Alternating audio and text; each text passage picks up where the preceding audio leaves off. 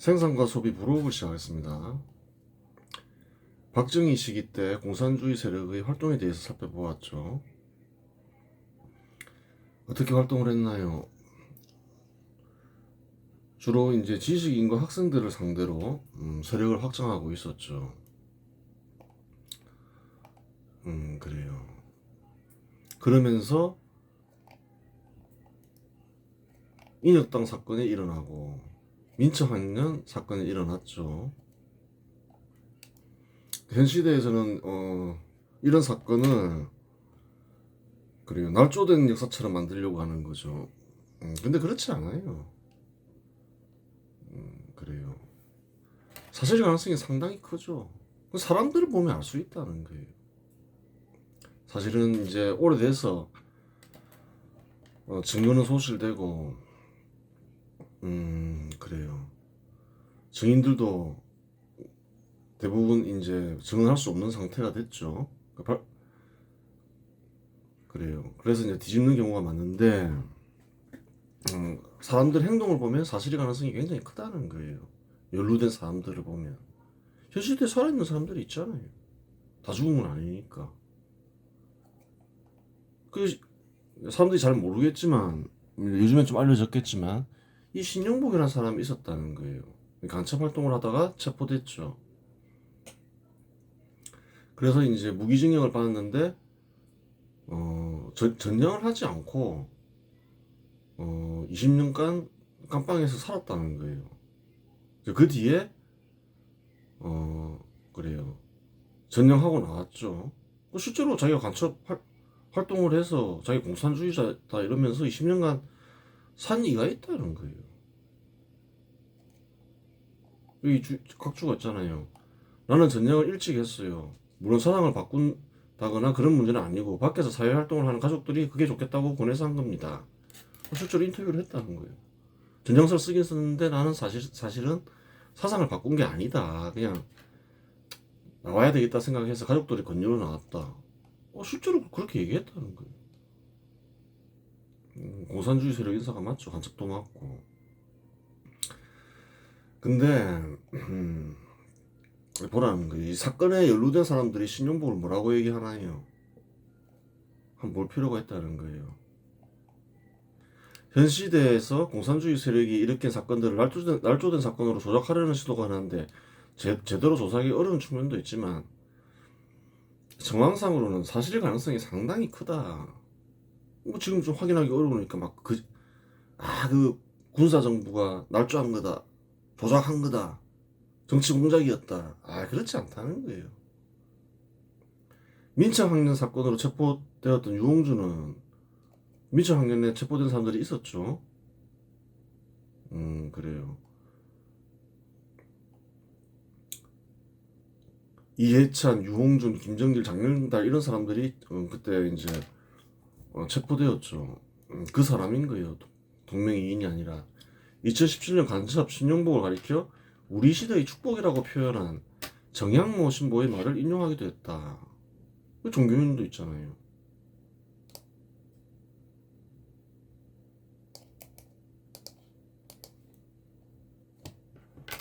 어느 정도인 건지 봐야죠. 천주교 같긴 하다마는.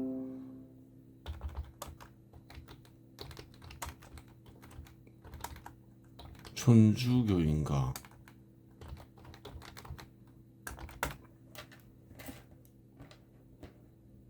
천주교 신분 맞잖아요. 빨갱이가 포진되어 있는 거죠. 그래요. 또한 2018년 당시 대통령이었던 문재인은 제가 존경하는 한국의 사상가 신용복 선생은 처음이라는 말을 남겼습니다. 처음의 마음을 끝까지 간직하자는 뜻입니다. 라고 말했다. 그래요. 실상 문재인이 신용복을 언급하기 전 신용복을 아는 이들은 극히 일부였다. 이거를 순위도 그때 알았다는 거예요. 좀 약간 시끄럽길래 어떤 사람이지 이력을 보니까 간첩이더라는 거예요. 어떻게 알아요, 간첩을? 20년 살았든 30년 살았든. 유명 연예인도 아니고, 그렇죠. 유명인사도 아닌데, 유명 정치인도 아니고. 간첩을 종교할 사람은 누가 있어요? 간첩 아니면 공산주의자 인사한 거죠. 몰라야 정상인 거죠. 자기가 간첩이나 공산주의 인사니까 존경한다는 거지 뭐. 정상인이 왜 간첩을 존경해? 관심을 안 두죠. 관심이 없어야 정상인 거지. 간첩 활동을 하다가 잡힌 이들을 정상적인 한국인들은 알지 못한다. 알지 못하죠. 지금 다 아냐는 거예요. 간첩으로 잡혀 들어간 사람들. 아무도 기억 못하지. 잠깐 시끄럽겠다 하더라도. 간첩이나 공산주의 세력 인사가 아닌 이상 신용복이 유명 정치인이나 연예인이 아닌데 신용복을 알고서 간첩을 우리 시대의 축복이니 가장 존경하는 사상가라 놓고 표현하겠는가? 그 자기가 간첩이나 공산주의자 인사니까 우리 시대의 축복이다 하고 막 그렇게 얘기하는 거지. 일반인들은 간첩이다 이러면 관심도 안 둔다는 거예요. 정상적인 한국인들은. 정상인들이 아니었던 거죠.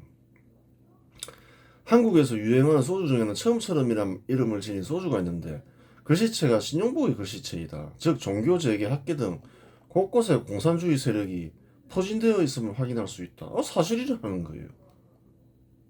당시 사건에 연루된 이들 중에는 간첩 신용복을 존경하는 이들이 제법 있었던 것으로 보이니 그 사람들이 말이나 행동으로 보아 당시 재판을 신뢰할 수 있다. 사람을 보면 안다는 거예요. 미제학년에 체포된 인사 중에 누가 있나요? 유홍준이 있잖아요. 그 사람이 한 발언이 다 남아있는데 그 뻔한 거지 뭐. 그 당시에는 다 증거가 있고 이러니까 다 이런 사건들이 다 일어난 거예요. 뭐 미제학년 사건도 공작이다. 근데 그 살아있는 사람들 말 들어보니까 간첩을 존경한다고 막 이러잖아요. 사실 가능성이 크다는 거예요. 재판이 신뢰할 수 있다는 거예요.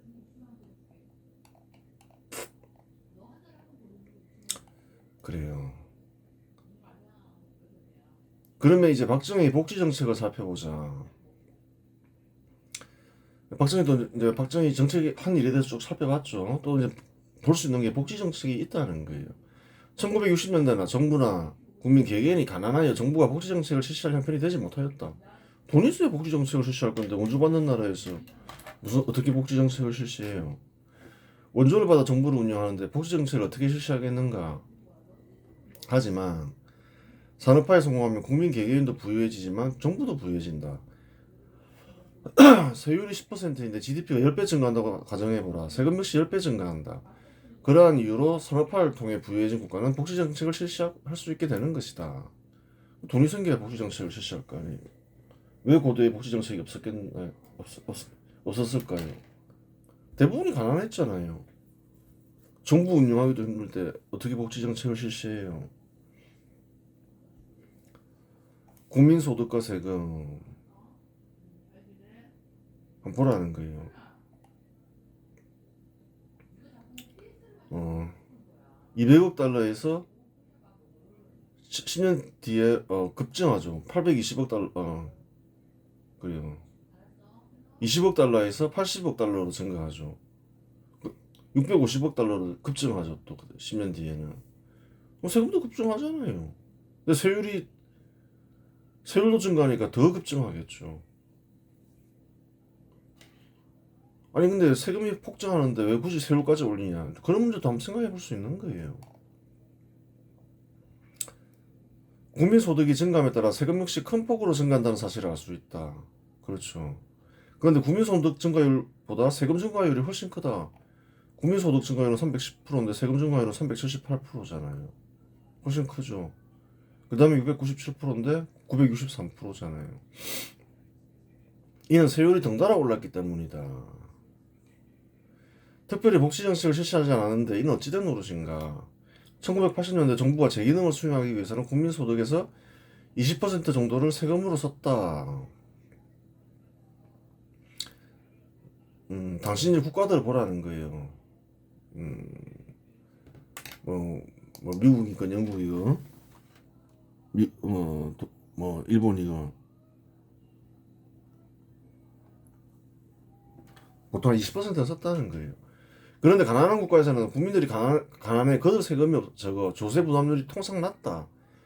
1980년에 방글라데시는 조세 부담률이 7% 정도였고 네팔이나 수단 라오스는 8% 정도였다. 세율이 낮으니까 아주 좋았다. 좋은 국가다. 잘 사는 국가다. 그렇게 보면 안 되는 거예요. 세율이 낮은 이유를 알아야죠.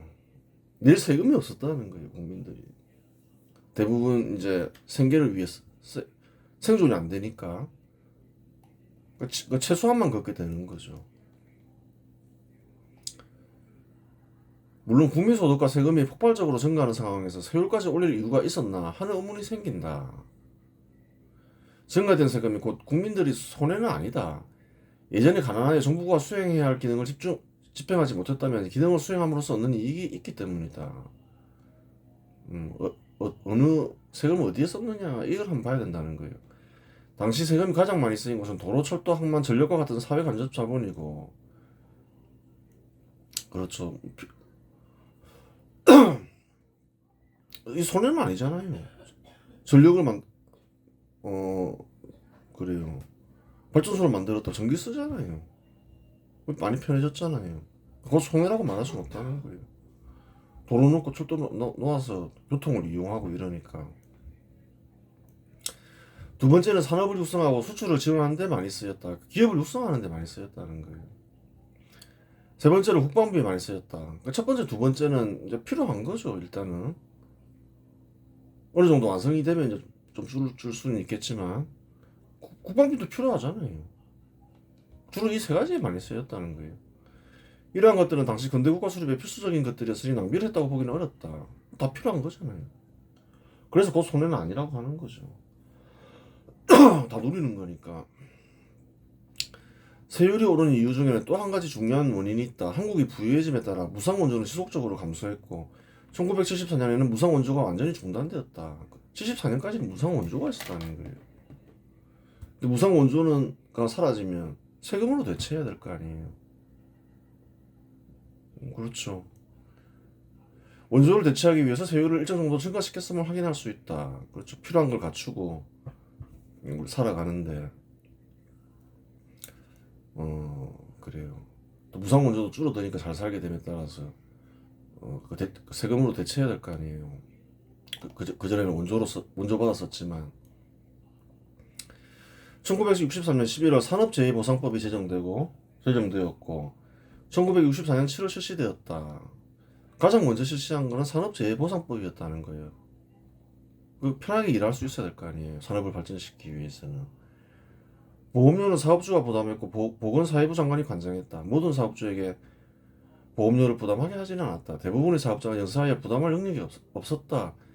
그리하여 상시 근로자 500명 이상 사업장에 한해 실시했다. 모든 근로자들에게 적용할 수는 없었다는 거예요. 처음에는 사업주에게 부담을 시키는데 사업주가 망할 수 있잖아요. 영사하면 보험료에다가. 이후 점차 확대되어 2000년에는 모든 사업장에 적용되었다. 1977년에는 따로 분리하여 근로복지공사가 담당하게 했다. 처음엔 정부 기관이 직접 관장하다가 이제 업무가 커지니까 분리한 거죠. 그리하여 일로 인하여 다치거나 질병이 생기면 보상받게 했다. 보상받게 되었다.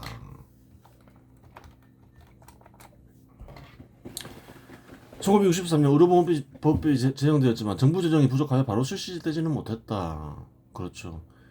산업화가 진전된 이후인 1977년에 이르러서야 비로소 실시되었다. 이제 어느 정도 부유해지니까 실시했다 이 말인 거죠. 돈 있어야 실시하는 거잖아요.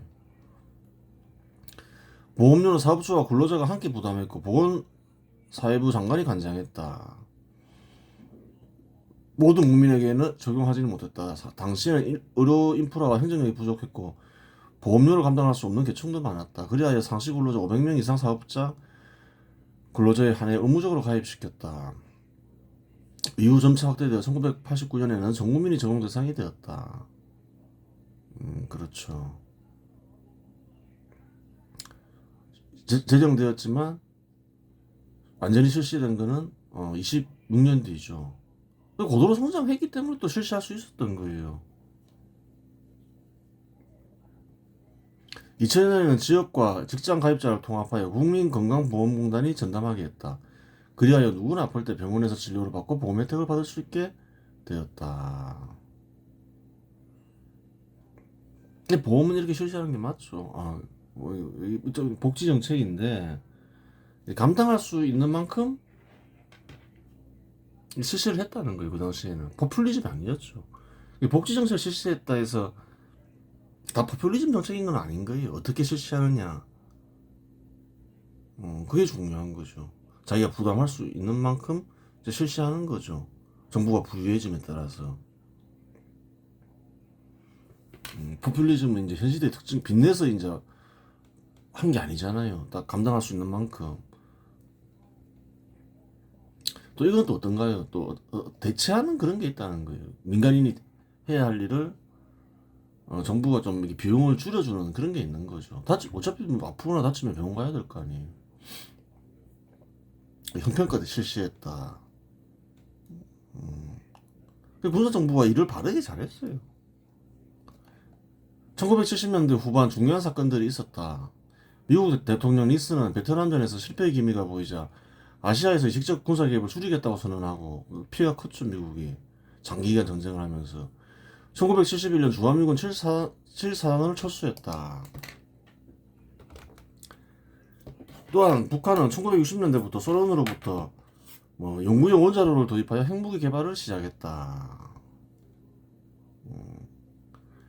북한은 이제 60년대부터 이제 핵무기 개발을 시작했다는 거예요. 그럼 어떤 일이 벌어질까요? 이제 닉슨은 철수한다 하지, 북한은 핵 개발 시작했지. 한국도 핵 개발해야 될 거 아니에요. 이에 박정희는 국방을 강화하기 위해 국방과학연구소를 설립하여 핵무기 개발을 추진했다. 당연히 그렇게 하겠죠. 프랑스와 재처리 시설 도입 계약을 추진했고 캐나다와 NRX 연구용 원자로 협상을 벌였다. 당시만 하더라도 핵 개발에 대한 제재는 없었다. 그러니까 이제 핵무기 개발하겠다고 한 거죠. 하지만 인도의 핵실험 이후 미국은 핵 확산 방지에 민감해져서 전 세계적으로 핵 개발을 금지시킨다. 그런 일이 있었다는 거예요. 그에 따라 프랑스와 맺었던 계약은 파기되었고 캐나다와 원자로 협상은 중단되었다. 그 전까지는 이제 핵무기 개발이 용인됐다는 거예요. 한국도 이제 북한이 핵 개발한다니까 핵 개발 하라 한 거죠. 박정희도. 미국의 요구로 1975년 박정희는 한국을 핵 확산 금지 조약에 가입시켰다. 그럼 미국이 하지 말라니까 또 한국은 안 할 수밖에 없잖아요. 그럼 박정희도 화나죠. 북한은 핵 개발하는데. 그 여러 가지 요구를 했겠죠. 물론 박정희는 공자로 가입하지 않았다. 공자로 NPT 가입하지 않았다는 거예요. 핵무기 개발은 포기하되 원자력 발전과 연구용 원자로 등 민간 기술은 계속 도입할 수 있도록 해달라고 요청했고 받아들여졌다. 그건 해주겠다 이렇게 한 거예요. 전기 생산을 할 수 있게 해주겠다. 이는 이후 한국의 원자력 산업 발전의 기반이 되었다. 그랬다는 거예요.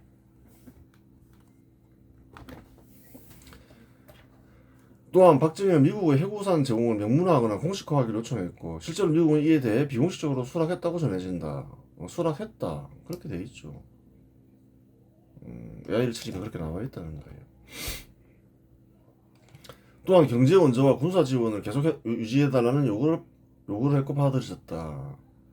우리가 핵무기 포기할 테니까 좀 경제 원조와 군사 지원을 좀 당분간 계속 해달라. 이 정도는 해줘야지. 북한이 핵 개발하는데 우리도 핵 개발하는데 우리도 핵 포기할 수 있지. 이런 요구도 안 들어주는데 북한 핵 개발하는데 우리가 왜 핵 개발 포기해야 되냐. 그렇게 얘기했을 거 아니에요. 당연히 그렇게 하는 게 맞죠. 들어줬다는 거예요. 그래요. 1975년 이후에도 박정희는 극비리 핵무기 개발을 추진했다고 소설처럼 전해지는데 정확히 밝혀진 바는 없다.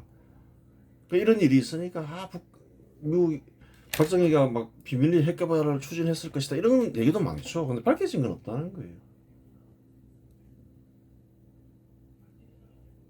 공식적으로는 1975년에 우리 핵 개발 안 하겠다 하고 NPT에 가입했다는 거예요. 공식적으로. 그래요. 이번 시간에서 마치겠습니다.